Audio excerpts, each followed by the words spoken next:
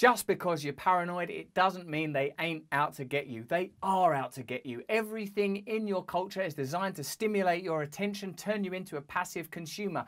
It's trying to hack you. The system's trying to make your mind part of it. They'll do anything in their power to make you dumb, spellbound, and hypnotized. But there is a way out. In this video, we look at some of the great thinkers that have been on my podcast, Under the Skin: Yuval Noah Harari, Eckhart Tolle, Elizabeth Gilbert, and we talk together, me, you, them, about how we can use the very instrument that they are trying to spellbind as a weapon against their propaganda. Hiya! Yeah, I mean, there are many ways to really start exploring yourself, ranging from different techniques of meditation, to therapy, to art, to sports. But the key thing is, first of all, to have the inclination, the curiosity to start digging, start exploring. Because if you go around with this kind of naive image of yourself, as I'm the master of all my desires and choices. Yuval Noah Harari, of course, became a sort of literary superstar with his book *Sapiens*. The thing I loved about it most is how our evolutionary advance may somewhat have been predicated on our ability to construct stories, narratives, and therefore cultures and tribes as a result of that. When he talked about how Peugeot is in itself a fiction, there's no such thing as Peugeot, there's no such thing as France. These are intellectual constructions that hang together around a semiotic system and a bunch of beliefs. Well, here Yuval Noah Harari goes into detail about how we're under constant threat of hacking from the cultural influences that dominate our attention, and therefore, in my view, life itself. I'm a free citizen, I'm an authentic consumer, I just choose I just follow my heart and follow my choices. Then you don't even have the curiosity to explore these things. And it's more and more important to have this kind of curiosity in a world in which it is becoming more and more easy to manipulate people. This is an important point Yuval is making here. Like, Adam Curtis, in his brilliant films, often invites us to query, who is I? Who is I? You watching this now, you with your beliefs, you with your fears about what's going to happen later today, or your excitement about what you'll be doing tomorrow. How did that set of beliefs get in there? Well, likely that process of embedding has brought along a whole bunch of philosophical prejudices too, because often we think that we achieve freedom through the pursuit and attainment of goals that weren't even our goals in the first place. Who told you that this was what you were supposed to live like? Who told you this was who you were supposed to be? Better to have a place of contemplation, reflection, a place of witness within you, so that you're not continually tethered to results and goals and ideas that may not be yours. Propaganda at this point in history, in the cultures that we're talking about, is immersive. Even if you're not living in a totalitarian state in the conventional understanding, you are living in a fully immersive cultural experience that wants to prescribe, medicate, and influence you, injecting you with all manner of ideas that you don't fully have control over. And if you try to resist these ideas, you will be censored. Because of advances on the one hand in brain science and biology, and on the other hand in computer science and big data algorithms and so forth, it's becoming much easier to hack human beings and to manipulate them. Algorithms and neuroscience together can create an interlocking set of matrices that mean that you and the outside world are welded together. A simple, obvious example of that is if you're hungry and you smell food, you might pursue it. Now think of the many more subtle ways that the external world of stimulant might be affecting the inner world of stimulation as science begins to understand more accurately the process of neurology and the process of the algorithmic concertos that take place every time you stare at a screen. Given that the whole thing is powered by commodification, consumerism, and some people believe even more nefarious ends that seem sometimes to me plausible, but are not so easy to prove or to talk about publicly.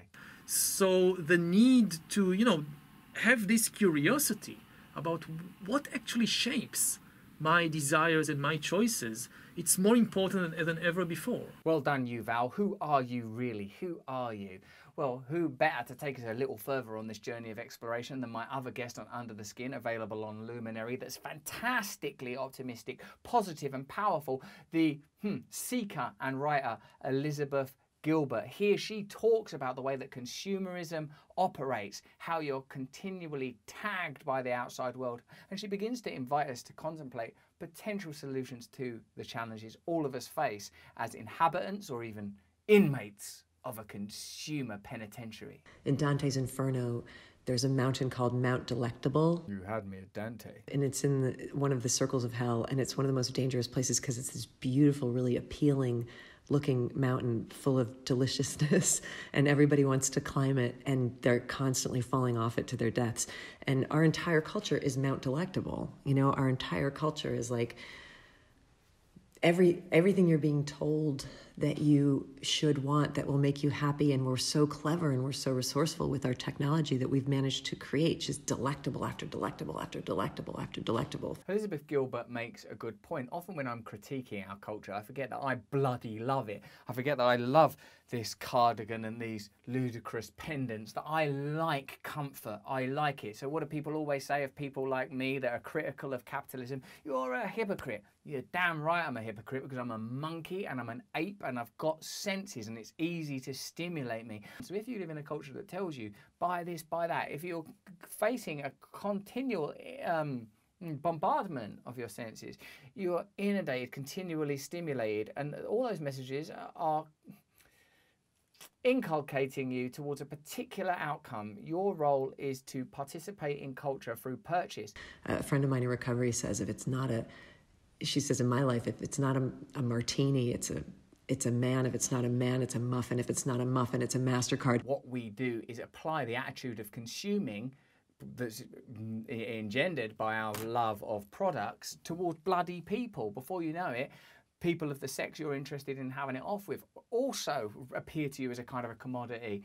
Then people that might be able to help you financially appear to you as a commodity. The whole world starts to just seem like sort of like a lever you can pull, like a squirrel in a cage. Do they put squirrels in cages? I think they do. Trying to get a pellet or a nut. Well, we're more than that. This is not a laboratory. This is reality. And the culture creates men, martinis, muffins, MasterCards, then markets them, and the dangerous thing is that it does work, it wouldn't be successful if it didn't work. You get the hit. It feels really good to buy something new. It feels really good for me to buy something new. Like, it's great. You get a buzz from it. The problem is it's Mount Delectable. You can never get to the top of it, and eventually, you fall off and crash. One person who made the transition from the world of spirituality, wellness, contemplation, mysticism, and into the hellmouth that is contemporary politics is Marianne Williamson. She talks about how a sociopathic economic perspective dominates everything in cultural life. Well, I think if we're old enough, we remember a time when this sociopathic economic perspective did not yet dominate everything. And if you were born after a certain period of time, you don't remember a time when that would have been considered insane. Imagine that. If you're one of the TikTok folk born in the 90s or later than that, all you've ever known is this full immersion in digital propaganda, pornography immediately available, every commodity immediately available, drugs delivered to your door now, as I understand it.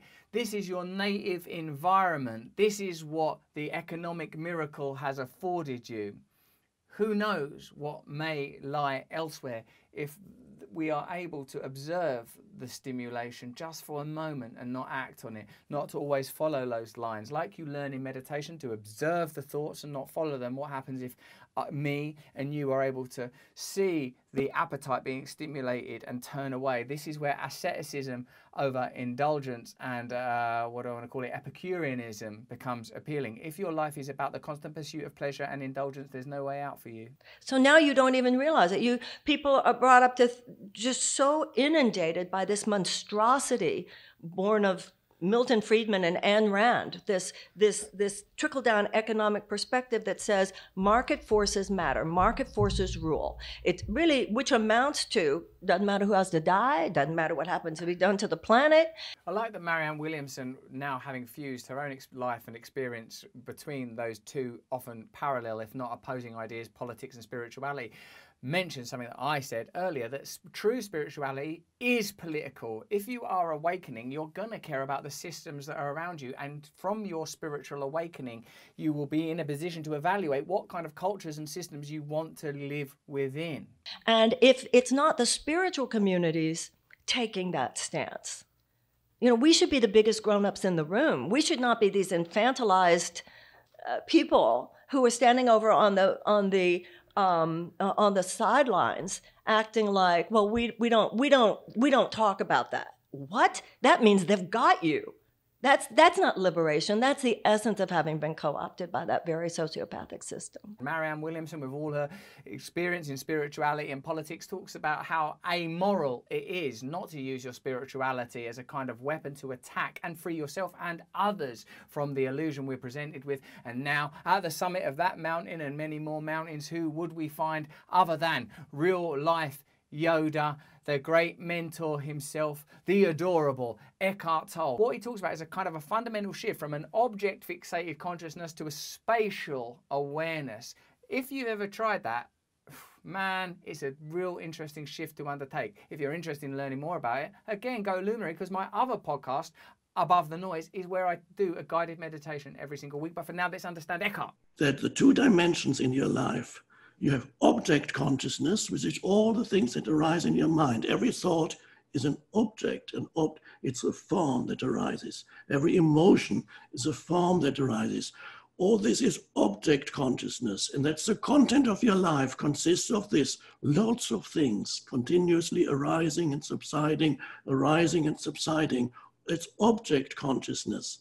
For most people, that's all they ever know in their life. So it doesn't mean objects as just, you know, things like bottles and phones and packets of Maltesers. Your own emotions are experienced as an object. Let's consider that for a moment. That if you sit silently and feel your own body, you will be aware of certain sensations. Now, Lisa Barrett Feldman on another episode said we sometimes misdiagnose these feelings. Like you might just feel a tightness across your chest and immediately say that it is fear. Eckhart, though, would say it is an object within your awareness. Do not fixate on the object, remain with the awareness. This is all you know, and you know nothing else. You do not know the deeper dimension, which I call, it sounds a little bit like science fiction, I call it space consciousness. So you have object consciousness, which is your daily life, frustrating if you don't know yourself as the underlying space consciousness. Then to only inhabit object consciousness is very frustrating, because object consciousness is never satisfying for very long, and it's continuously challenging, very frustrating. One damn thing after another arises. You sort out one thing in your life, another problem comes up there. Isn't your life like that, exactly as Eckhart unpacks it for you? Like, oh, I'm really worried about this thing, I've got to solve it. Then you solve it, or it goes, or whatever. Oh yeah, but what about this though? It never ends. Over-identification with the self and the ego is what Eckhart would call that. Now, because we are all suffering from this on a pandemic level, we're all easy prey for a culture that tells you, you will feel better if you get this. You will feel better if you do that. You will not feel better. You will feel distracted. When you only live in object consciousness, you have a feeling you never arrive anywhere. You're always trying to get somewhere. You never feel, I have arrived, and if you do, it's very short-lived. And then you realize, oh no, I haven't arrived. Whether it's fame or some kind of achievement or getting this or that, falling in love, I have arrived. Eckhart Tolle there, just describing my entire life, a series of tiny little circuits, pursuits of objectives, a mad agenda embedded in my head by my culture, a culture that is designed to continually keep you spellbound. Marianne Williamson, Witness from the Inside, tells you that's precisely what it's supposed to do. Eckhart Tolle here tells you how you can begin to be free of it. If you're interested in these ideas, go over to Luminary. There's a link in the subscription. It is in the description. It is a subscription model. If you can't afford it, just enjoy the stuff we've got for free. If you can afford it, check it out, give it a go. It's available on Apple wherever you are in the world. And if you want to be part of this community that we're growing together, go to russellbrand.com, sign up to my mailing list. I'll reach out to you, and I want you to see me live in England if you can. Other than that, I don't want anything from you except your total, absolute, spiritual, economic, financial,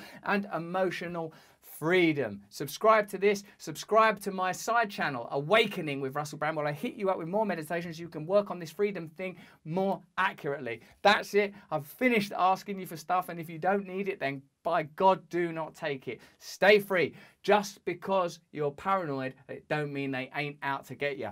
But we can stop them.